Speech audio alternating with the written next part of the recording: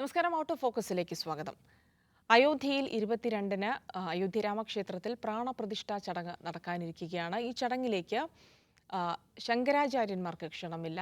4 മഠാധിപതികളാണുള്ളത്. അവർക്ക് അദ്വൈത വേദ പാരമ്പര്യം ഉൾക്കൊള്ളുന്നവരാണ്. അവർക്ക് ക്ഷണമില്ല. അതിനെ തുടർന്ന് വലിയ വിവാദങ്ങൾ ഉണ്ടായിരിക്കുന്നു. ഇന്നിപ്പോൾ ഇനി ആ ചടങ്ങ് ബഹിഷ്കരിക്കുകയാണെന്ന് അറിയിച്ചുകൊണ്ട് 4 പേരും രംഗത്ത് വന്നിരിക്കുകയാണ്. ഈ വിഷയമാണ് ആദ്യം ഔട്ട് ഓഫ് ഫോക്കസ് പരിശോധിക്കുന്നത്. അജിംസ്, വളരെ കൊട്ടിഘോഷിച്ചുകൊണ്ട് നടത്തുന്ന ഒരു ചടങ്ങാണ് പ്രാണപ്രതിഷ്ഠാ ചടങ്ങ്. സ്വാഭാവികമായും ശങ്കരാചാര്യരുടെ പിൻതലമുറക്കാരായ അദ്വൈത വേദ പാരമ്പര്യം ഉൾക്കൊള്ളുന്ന ഒരു മഠാധിപതികളാണ് 4 പേർ. അപ്പോൾ അവരൊക്കെ ഈ ചടങ്ങിലേക്ക് എത്തിച്ചേരുമെന്ന് സ്വാഭാവികമായും നമ്മൾ പ്രതീക്ഷിക്കുന്നു. ഇപ്പോൾ അവരെ ക്ഷണിക്കാതിരുന്നതിന് പിന്നിലെ രാഷ്ട്രീയം എന്താണെന്നാണ് മനസ്സിലാക്കേണ്ടത്? ഇന്നലെ ഈ ദ വയറിലെ കരൺ താപ്പറിനൊരു ഇൻ്റർവ്യൂ കൊടുക്കുന്നുണ്ട്, ഉത്തരാഖണ്ഡിലെ ശങ്കരാചാര്യർ. അപ്പോൾ അദ്ദേഹം വളരെ വിശദമായിട്ട് ഇതിനെക്കുറിച്ച് ഒരു അരമണിക്കൂർ ഇൻ്റർവ്യൂവിലാണ് അദ്ദേഹം വിശദമായിട്ട് പറയുന്നുണ്ട്. ഒന്ന്, ഇപ്പോൾ നടക്കുന്ന ഈ പ്രാണപ്രതിഷ്ഠാ ചടങ്ങ് ധർമ്മശാസ്ത്രങ്ങളനുസരിച്ചല്ല എന്നാണ് അദ്ദേഹം പറയുന്നത്. അതിൻ്റെ കാരണം, ഒന്ന്, ഈ ക്ഷേത്രം പൂർത്തിയാവാതെ ഒരിക്കലും പ്രതിഷ്ഠ നടത്താൻ ശാസ്ത്രം അനുവദിക്കുന്നില്ല. ശാസ്ത്രം എന്ന് പറഞ്ഞാൽ ഹൈന്ദവ പാരമ്പര്യം അനുസരിച്ചുള്ള ഒരു പ്രതിഷ്ഠ എങ്ങനെയാവണമോ അങ്ങനെയാണ്. അപ്പോൾ കരൺ താപ്പർ ചോദിക്കുന്നുണ്ട്, അതിൻ്റെ ഗർഭഗൃഹം പൂർത്തിയായല്ലോ, അപ്പോൾ പ്രതിഷ്ഠ നടത്തിക്കൂടെ എന്ന് ചോദിക്കുന്നുണ്ട്. പറയുന്നു, ഈ പ്രതിഷ്ഠ എന്ന് പറഞ്ഞാൽ ഒരു ശരീരത്തിലേക്ക് ആത്മാവിനെ ആവാഹിക്കുന്നത് പോലെയാണ്. അപ്പോൾ ഗർഭപാത്രം മാത്രം മതിയോ ഒരു ആത്മാവിനെ ആവാഹിക്കാൻ? കാരണം ഈ ക്ഷേത്രത്തിൻ്റെ ശിരസ് എന്ന് പറയുന്നതിൻ്റെ ശിഖരം, അതായത് ഈ എന്താണ് പറയുക, ഗോപുരമാണ്. ആ ഗോപുരം പോലും പണി തീർന്നിട്ടില്ല. പിന്നെ എങ്ങനെയാണ് അത് നടത്തുക? അത് ശാസ്ത്രവിരുദ്ധമാണ്. അതാണ് ഈ പ്രാണപ്രതിഷ്ഠ ഇപ്പോൾ മാറ്റിവെക്കണം എന്ന് പറയാൻ കാരണം. ഇപ്പോൾ അത് നടത്തരുത്, ഒന്ന്. രണ്ടാമത്, ഇതിൻ്റെ മുഹൂർത്തം. ഈ മുഹൂർത്തം എങ്ങനെയാണ്? അതിന് കൃത്യമായ മുഹൂർത്തങ്ങളുണ്ട് എന്ന് പറയുന്നു. അപ്പോൾ പഞ്ചാംഗം അനുസരിച്ച് ഈ മുഹൂർത്തം എങ്ങനെയാണ്, ആരാണ് ഇത് നിശ്ചയിച്ചത്? അപ്പോൾ നിശ്ചയിച്ച ആൾ അദ്ദേഹം ഡിസ്റെസ്പെക്റ്റ് ചെയ്യുന്നൊന്നുമില്ല. അദ്ദേഹത്തോട് ആവശ്യപ്പെട്ടു, ജനുവരിയിലൊരു സമയം വേണം, മുഹൂർത്തം വേണം. നമ്മൾ കല്യാണരാമൻ സിനിമയിൽ കാണുന്നുണ്ടല്ലോ, സമയം നോക്കാൻ വന്നതെന്ന് പറയുന്നത്. അപ്പോൾ അദ്ദേഹത്തോട് ജനുവരിയിലൊരു മുഹൂർത്തം ചോദിച്ചു, അദ്ദേഹം ഏറ്റവും നല്ല മുഹൂർത്തം കൊടുത്തു. അങ്ങനെയല്ല മുഹൂർത്തം നോക്കേണ്ടതെന്നാണ് അദ്ദേഹം പറയുന്നത്. അപ്പോൾ ഈ 2 കാര്യങ്ങളാണ് അദ്ദേഹം പ്രധാനമായും ഉന്നയിക്കുന്നത്. അതിനപ്പുറം അദ്ദേഹം വളരെ രൂക്ഷമായ ചില വിമർശനങ്ങൾ നരേന്ദ്രമോദിക്കും BJPക്കും RSSനും എതിരെ ഉന്നയിക്കുന്നുണ്ട്. അതിൽ ഏറ്റവും പ്രധാനപ്പെട്ട കാര്യം, ഈ ബാബരി മസ്ജിദ് ഡിസ്പ്യൂട്ട്. ആ ഡിസ്പ്യൂട്ട് ഉണ്ടായ സമയത്ത് 4 ശങ്കരാചാര്യന്മാരും മുന്നോട്ട് വച്ച ആശയം, ഇതൊരിക്കലും എന്ത് ചെയ്യരുത്, തെരുവിൽ രാഷ്ട്രീയവൽക്കരിച്ച് പരിഹരിക്കേണ്ട ഒരു തർക്കമല്ല എന്നായിരുന്നു ശങ്കരാചാര്യന്മാരുടെ നിലപാട്. അതിൻ്റെ കാരണം, രാജ്യത്തൊരു നിയമവ്യവസ്ഥയുണ്ട്. അപ്പോൾ എന്ത് ചെയ്യണം? ഇതാരാണോ ഇത് ഉന്നയിക്കുന്നത് അവർ കോടതിയിൽ പോകണം. കോടതിയിൽ പോയി അവിടെ ആ ഡിസ്പ്യൂട്ട് സെറ്റിൽ ചെയ്യണം എന്നുള്ളതാണ് ശങ്കരാചാര്യന്മാരുടെ അഭിപ്രായം. ഇതിനൊരിക്കലും രാഷ്ട്രീയവൽക്കരിക്കരുത് എന്നായിരുന്നു പറഞ്ഞിരുന്നത്. പക്ഷേ അതിന് പകരം അതിന് രാഷ്ട്രീയവൽക്കരിച്ചു. രാഷ്ട്രീയവൽക്കരണത്തിൻ്റെ അവസാനം ആ ബാബരി മസ്ജിദ് തകർത്തു. അതിനുശേഷം കോടതിയിൽ കേസ് വന്നു. കോടതിയിൽ കേസ് വന്നപ്പോൾ കോടതി ക്ഷേത്രം പണിയാൻ അനുവദിച്ചു.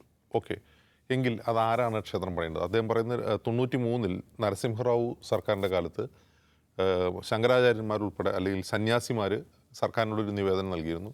അപ്പോൾ സർക്കാരിൻ്റെ റെസ്പോൺസ് എന്താണെന്ന് വെച്ചാൽ, സന്യാസിമാരുടെ ഒരു ട്രസ്റ്റ് ഉണ്ടാക്കി സന്യാസിമാർ അത് ചെയ്യട്ടെ എന്നുള്ളതായിരുന്നു. പക്ഷേ ഇവിടെ എന്താണ് സംഭവിച്ചതെന്ന് അദ്ദേഹം പറയുന്നത്, ഈ ട്രസ്റ്റ് ഉണ്ടാക്കിയത് BJPയുടെ പ്രവർത്തകരെ ചേർത്തിട്ടൊരു ട്രസ്റ്റ് ഉണ്ടാക്കി. BJP പ്രവർത്തകരാണ് അതിലുള്ളത്, ആ ട്രസ്റ്റിലുള്ളത്. അപ്പോൾ ഇതെന്താണ്, ഒരു രാഷ്ട്രീയ പരിപാടിയായി മാറുകയാണ്. ഇപ്പോൾ ഉദാഹരണത്തിന് ഭൂമി പൂജൻ നടന്നു. ഭൂമി പൂജൻ നടന്നപ്പോൾ അവിടുത്തെ മുഖ്യ യജമാൻ, ആ പൂജയുടെ മുഖ്യ യജമാനൻ ആയിട്ട് നിശ്ചയിച്ചത് അശോക് സിംഗാളിൻ്റെ മരുമകനും അദ്ദേഹത്തിൻ്റെ ഭാര്യയായിരുന്നു. നരേന്ദ്രമോദി ആയിരുന്നില്ല മുഖ്യ യജമാൻ.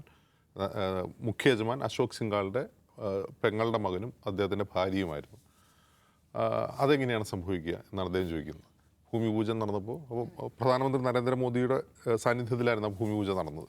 ഇവിടെ നടക്കാൻ പോകുന്നപ്പോൾ ഇവിടെ ഈ പ്രാണപ്രതിഷ്ഠ ആര് നടത്തുമെന്നുള്ള പ്രശ്നമുണ്ട്. അപ്പോൾ ആ പ്രാണപ്രതിഷ്ഠാ ചടങ്ങിൻ്റെ മുഖ്യ യജമാൻ നരേന്ദ്രമോദി ആവാൻ കഴിയില്ല വിധിപ്രകാരം. കാരണം യജമാനും ഭാര്യയും ഒരുമിച്ചിരുന്നാണ്.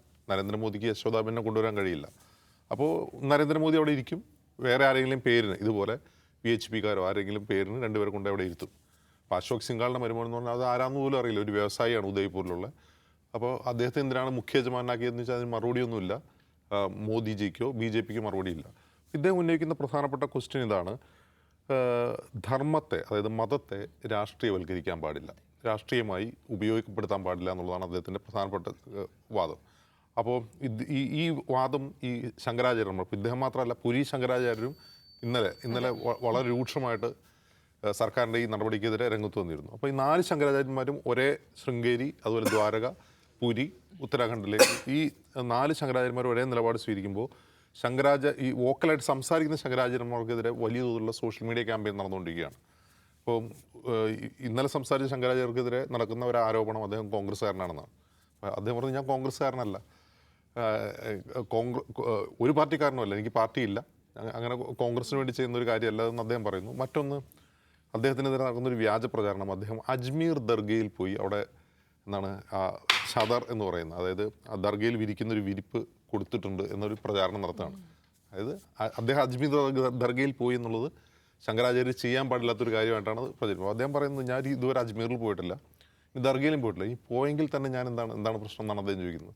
ഞാൻ അജ്മീർ ദർഗയിൽ പോവുകയാണെന്ന് കരുതുക, അവിടെ ഒരു വിരിച്ചു എന്ന് കരുതുക, അതെന്ന് കരുതി ഞാൻ എന്തായി മാറുന്നു, ഞാൻ ഹിന്ദു അല്ലാതായി മാറുന്നുണ്ടോ എന്ന് അദ്ദേഹം ചോദിക്കുകയാണ്. അപ്പോൾ ഈ തരത്തിൽ ശങ്കരാചാര്യർക്കെതിരെ പോലും ഈ ഫാൾസ് പ്രൊപ്പഗണ്ട നടത്താൻ തക്ക ശക്തിയുള്ളതാണ് BJPയുടെ IT സെല്ലും ഈ റൈറ്റ് വിങ് സോഷ്യൽ മീഡിയ ഹാൻഡിലുകളും എന്നുള്ളതാണ്. അപ്പോൾ അദ്ദേഹം അതിനെ നിരസിക്കുകയാണ്. അങ്ങനെയൊന്നുമില്ല.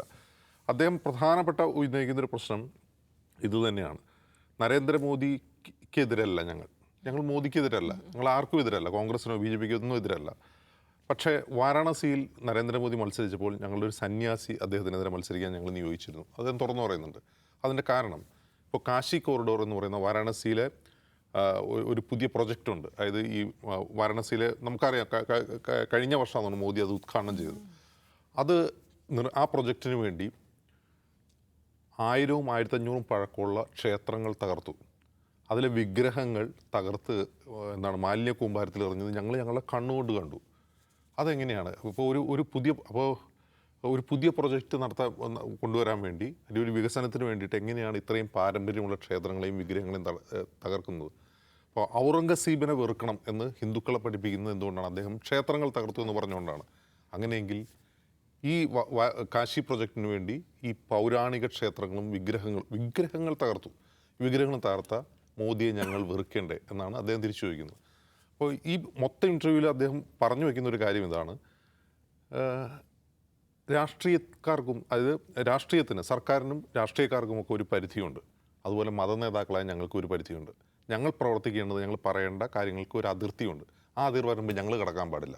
അതുപോലെ രാഷ്ട്രീയക്കാർ തിരിച്ചിങ്ങോട്ടും ആ മര്യാദ പാലിക്കണം എന്നുള്ളതാണ്. അത് വളരെ ഒരു പ്രാധാന്യമുള്ളൊരു നിരീക്ഷണമായിട്ട് തോന്നുന്നുണ്ട്. അതിൻ്റെ കാരണം അദ്ദേഹം പറഞ്ഞത് ഇതാണ്: രാഷ്ട്രീയ ആവശ്യങ്ങൾക്ക് വേണ്ടി മതത്തെ ദുരുപയോഗം ചെയ്യരുത്.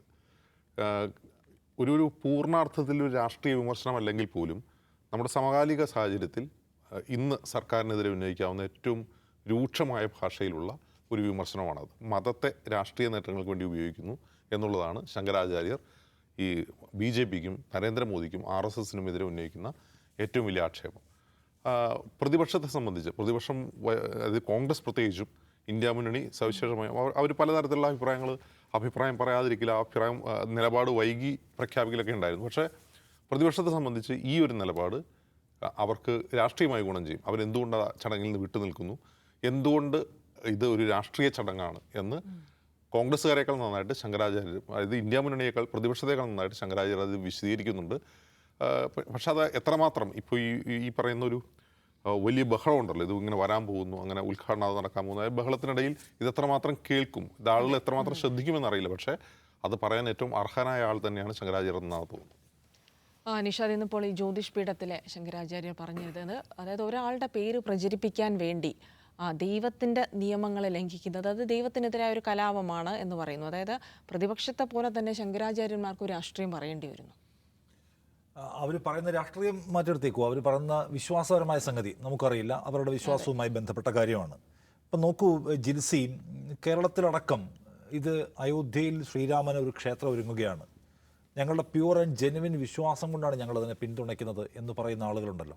അതിനുവേണ്ടി പരസ്യമായി രംഗത്ത് വരുന്ന ചിത്രയെപ്പോലുള്ള ആൾക്കാരെയൊക്കെ നമ്മൾ കണ്ടു. അവർക്കൊക്കെ ജെനുവിൻ ഭക്തിയും വിശ്വാസമാണ്. അങ്ങനെയുള്ളവരുടെ മുമ്പിലേക്കാണ് ഈ ശങ്കരാചാര്യന്മാർ ഇത് ഭക്തിക്കും വിശ്വാസത്തിനും എതിരായിട്ടുള്ള പ്രവർത്തനമാണ് എന്ന് വളരെ കൃത്യമായ വിവരങ്ങൾ വെച്ചുകൊണ്ട് സംസാരിക്കുന്നത്. ഇവർക്കാർക്കെങ്കിലും ഒരു അസ്വസ്ഥതയുണ്ടോ? ഈ ക്ഷേത്രം പൂർത്തിയാകാത്ത ക്ഷേത്രത്തിൽ നടത്തുന്ന പ്രതിഷ്ഠ വിശ്വാസ വിരുദ്ധമാണ്. ഇപ്പോൾ നരേന്ദ്രമോദി ചെയ്യുന്നത് ഒരു അതിക്രിയയാണ്, അത് ദൈവത്തോടുള്ള കലാപമാണ് എന്നാണ് ശങ്കരാചാര്യർ പറയുന്നത്. അവർ തെരഞ്ഞെടുപ്പിൽ മത്സരിക്കുന്നവർ അല്ല, രാഷ്ട്രീയ പാർട്ടിക്കാരല്ല, നരേന്ദ്രമോദിയുടെ എക്കാലത്തെയും വിരോധികളല്ല. പക്ഷെ അവർ പറയുന്നത് വിശ്വാസം എന്ന് പറയുന്നത് പവിത്രമായ ഒരു സംഗതിയാണ്. അതിന് പലതരം അതിർവരമ്പുകളും പലതരം നിയതമായ രൂപരേഖകളും വ്യവസ്ഥകളും ഉണ്ട്. അത് പാലിച്ചുകൊണ്ടല്ല ഇത് ചെയ്യുന്നത്. ഇതിൻ്റെ മുഹൂർത്തം തിരഞ്ഞെടുത്തതിൽ പ്രശ്നമുണ്ട്, ഇതിൻ്റെ പ്രതിഷ്ഠ തീരുമാനിച്ചതിൽ പ്രശ്നമുണ്ട്, പ്രതിഷ്ഠയ്ക്കുള്ള ചുമതലക്കാരെ നിശ്ചയിച്ചതിൽ പ്രശ്നമുണ്ട്. ഇത് മൊത്തം പ്രശ്നമാണ്. ഒരു വ്യക്തിയുടെ പേര് പ്രചരിപ്പിക്കാനും വിശ്വാസത്തെ നിങ്ങൾ കൊല ചെയ്യുകയാണ് എന്ന് പറയുമ്പോൾ ഈ ജെനുവിൻ വിശ്വാസികൾക്ക് ആർക്കെങ്കിലും പ്രശ്നമുണ്ടോ? ഇല്ല. ജെനുവിൻ വിശ്വാസികളുണ്ടെങ്കിൽ അവർ ഈ വിഷയം ഏറ്റെടുക്കണ്ടേ? ഇന്ത്യയിൽ ആരും മഹാഭൂരിപക്ഷം പേര് ഇതിനെ ഏറ്റെടുക്കുകയോ, മാധ്യമങ്ങൾ ഇതിനെ തമസ്കരിക്കും, സ്വാഭാവികം. ഇന്ത്യയിലെയും കേരളത്തിലെ ഈ ജെനുവിൻ വിശ്വാസികൾക്ക് ഇതൊരു പ്രശ്നമല്ല. കാരണം എന്താണ്? ഇത് നരേന്ദ്രമോദി പ്രാണപ്രതിഷ്ഠ നടത്തുന്ന ഇവൻ്റ് സ്വപ്നം കാണുന്ന മനുഷ്യരാണ്. ആ സ്വപ്നം കാണലിന് പിന്നിൽ രാഷ്ട്രീയമുണ്ട്. നമ്മൾ മനസ്സിലാക്കേണ്ട കാര്യം അതാണ്. ശങ്കരാചാര്യന്മാരെ എന്തുകൊണ്ട് വിളിച്ചില്ല? വേണമെങ്കിൽ വിളിക്കാതിരുന്നില്ല. അവർക്ക് എന്തുകൊണ്ടാണ് വിളിക്കാതിരുന്ന ശങ്കരാചാര്യന്മാർ എന്ന് വെച്ചാൽ ഇന്ത്യയിലെ ഏറ്റവും പ്രോമിനൻ്റ് ആയിട്ടുള്ള ഹിന്ദു ലീഡേഴ്സാണ്. അവർ വന്ന പ്രാണപ്രതിഷ്ഠയ്ക്ക് അവർ നേതൃത്വം കൊടുക്കേണ്ടി വരും. അങ്ങനെ കൊടുക്കേണ്ടത് നരേന്ദ്രമോദിക്ക് ഈ ശ്രീകോവിലിനകത്ത് കയറി നിൽക്കാൻ ചിലപ്പോൾ പറ്റിയെന്ന് വരില്ല. അപ്പോൾ എന്തുകൊണ്ട് നരേന്ദ്രമോദിക്ക് അത് പ്രതിഷ്ഠ നടത്തിക്കൂടാൻ അദ്ദേഹത്തിന് ഫാൻസി ചോദിക്കും? അപ്പോൾ സനാതന ധർമ്മവുമായി ബന്ധപ്പെട്ട് ഇവർ ഉയർത്തിക്കൊണ്ടിരുന്ന വാദമുണ്ടല്ലോ, എല്ലാവരും തുല്യരാണ്, ആർക്കും പ്രത്യേക പ്രാധാന്യമൊന്നുമില്ലെന്ന്. ആ വാദം പൊളിയും. അപ്പോൾ എല്ലാം കൊണ്ടും അവരെ സംബന്ധിച്ച് സങ്കീർണമാണ്. ഇവരെ വിളിക്കാതിരിക്കണം അവർക്ക് ഏറ്റവും നല്ലത്. വിളിച്ചാൽ അവരെ ഏൽപ്പിക്കേണ്ടി വരും. അപ്പോൾ സനാതന ധർമ്മം കീപ്പ് ചെയ്യേണ്ടി വരും. വിളിച്ചില്ലെങ്കിൽ നരേന്ദ്രമോദിക്ക് ചെയ്യാം. അപ്പോൾ സനാതന ധർമ്മത്തിന് തൽക്കാലം ഒരു റെസ്റ്റ് എടുക്കാം. മനസ്സിലായില്ലേ? അപ്പോൾ ഇതുകൊണ്ട് വിളിക്കാതിൻ്റെ കാരണം അവരോടുള്ള പ്രത്യേക വിരോധം കൊണ്ടൊന്നുമല്ല, മറിച്ച് ഇത് അവർ വന്നാൽ അവരെ ഏൽപ്പിക്കേണ്ടി വരും. ബ്രാഹ്മണർ ആൻഡ് ലീഡേഴ്സായിട്ടുള്ള ആൾക്കാരാണല്ലോ ചെയ്യേണ്ടത്, പ്രധാനപ്പെട്ട പുരോഹിതർ. മോദിക്ക് ചെയ്യാൻ പറ്റില്ല. അതുകൊണ്ടാണ് വിളിക്കാതിരുന്നത്. പാർലമെൻറ്റ് ഉദ്ഘാടനം ചെയ്തപ്പോഴും പാർലമെൻറ്റിന് ചെലയിട്ടപ്പോഴും പ്രസിഡന്റിനെ വിളിച്ചോ? ഇരു സഭകളുടെയും ലീഡറായിട്ടുള്ള നേതാവായ പ്രസിഡന്റിനെ വിളിച്ചില്ല. വിളിച്ചാൽ മോദിക്ക് അത് ചെയ്യാൻ പറ്റില്ല എന്നുകൊണ്ടാണ് വിളിക്കാത്തത്, അല്ല വേറെ പ്രശ്നം ഉണ്ടായിരുന്നല്ല. അപ്പോൾ ഈ വിശ്വാസം എന്ന് പറയുന്ന സംഗതി, ഇപ്പോൾ ഈ ശങ്കരാചാര്യന്മാരായിട്ടുള്ള ആളുകൾ ഉന്നയിക്കുന്ന പ്രശ്നം വളരെ എന്താ പറയുന്നത്, വളരെ മെറിറ്റുള്ള പ്രശ്നങ്ങളാണ് അവർ ഉന്നയിക്കുന്നത് അവരുടെ വിശ്വാസവുമായി ബന്ധപ്പെട്ട്. അപ്പോൾ അവരെ കോൺഗ്രസ്സുകാരാക്കുകയാണ്. അവർ അജ്മീറിൽ മുസ്ലിങ്ങളുടെ പള്ളിയിൽ പോകുന്നവരായിട്ട് വ്യാഖ്യാനിക്കുകയാണ്. ഇതിന് മുമ്പ് മത്സരിച്ചിട്ടുണ്ട് അവരെന്നൊക്കെ കള്ളം പറയുകയാണ്. അപ്പോൾ അവരൊക്കെ തിരുത്താൻ നിർബന്ധരാകും. എന്ന് വെച്ചാൽ നുണ പ്രചരിപ്പിക്കുക. അതായത് നരേന്ദ്രമോദി ആണ്, അതിനപ്പുറത്തേക്ക് ഒരു വിശ്വാസവും വേണ്ട, അതിന് അപ്പുറത്തേക്ക് ഒരു ശങ്കരാചാര്യനും വേണ്ട, ഒരു മഠാധിപതിയും വേണ്ട. നരേന്ദ്രമോദി പറയുന്നതിനൊപ്പം ഹിന്ദുമതം നിൽക്കുന്നെങ്കിൽ നിന്നോട്ടെ, അല്ലെങ്കിൽ ഹിന്ദുമതത്തിലെ ഒരു സംവിധാനത്തെ ഞങ്ങൾ അംഗീകരിക്കില്ല. അതിപ്പോൾ ഞങ്ങൾ എന്താ പറയുക, ഞങ്ങൾ കാശിയിലെ വിഗ്രഹങ്ങൾ പൊളിച്ച് നരേന്ദ്രമോദി കാണുന്ന വികസന പദ്ധതിയുടെ വഴി തുറക്കും, അല്ലെങ്കിൽ ഞങ്ങൾ ഈ പറയുന്ന തരത്തിൽ ഇവിടെ രാമക്ഷേത്രത്തിൽ പ്രതിഷ്ഠ നടത്തും, ഇതൊക്കെ നടത്തും.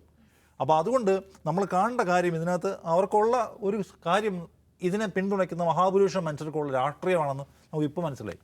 കാരണം ഇത് ഇന്ത്യയിൽ ചർച്ചയാവുന്നില്ല, ഇന്ത്യയിൽ ഡിസ്കസ് ചെയ്യപ്പെടുന്നില്ല. പരമപവിത്രമായ രാമൻ്റെ പ്രതിഷ്ഠയെക്കുറിച്ച് സ്വപ്നം കാണുന്ന മനുഷ്യർക്ക് ആ പവിത്രതയിൽ പ്രശ്നമുണ്ടോ എന്ന് അവരുടെ ഏറ്റവും വാലിഡായിട്ടുള്ള ആൾക്കാർ പറയുന്നത് കേൾക്കാൻ തയ്യാറാവുന്നില്ല എന്നുള്ളതാണ്. അപ്പോൾ അതുകൊണ്ട് ഇതിലൊരു പുതുമയൊന്നുമില്ല. അവർ ഇനിയും അരികുകളിലേക്ക് മാറ്റപ്പെടുകയും നരേന്ദ്രമോദി ചെയ്യേണ്ട കാര്യങ്ങൾ ചെയ്ത് പോവുകയും ചെയ്ത് മനസ്സിലാക്കണം. ഇത്രയേ ഉള്ളൂ ഇത്. അപ്പോൾ മോദിക്ക് പെർഫോം ചെയ്യാനുള്ള വേദികളാണ് പ്രധാനം. അതിനപ്പുറത്തേക്ക് ഒരു വിശ്വാസത്തിനും പ്രസക്തിയില്ല. അതിന് നമ്മൾ നേരത്തെ പറഞ്ഞിട്ടില്ലേ, നരേന്ദ്രമോദി വരുമ്പോൾ ശിവൻ്റെ ജഡയെന്ന് വിളിക്കപ്പെടുന്ന ആൽമരത്തിൻ്റെ കൊമ്പ് മുറിക്കും, അല്ലാതെ ആരും മുറിച്ചേക്കരുത്. ഓക്കെ, നരേന്ദ്രമോദിക്ക് വേണ്ടി ഏത് വിശ്വാസവും മാറ്റിമറിക്കാവുന്ന പുതിയൊരു പ്രസിഡൻസ് ഓൾറെഡി ഇവിടെ ഉണ്ടാക്കപ്പെട്ട് കഴിഞ്ഞു. അതിൻ്റെ തുടർച്ചയാണ് ഈ കാണുന്നത്. യെസ്, എന്തായാലും മതവും രാഷ്ട്രീയവും വിശ്വാസവും പാരമ്പര്യവും ഒക്കെ ഒരുമിച്ച് കൂടിക്കൊഴിയുന്നതിൻ്റെ സങ്കീർണതകൾ കൂടിയാണിത്.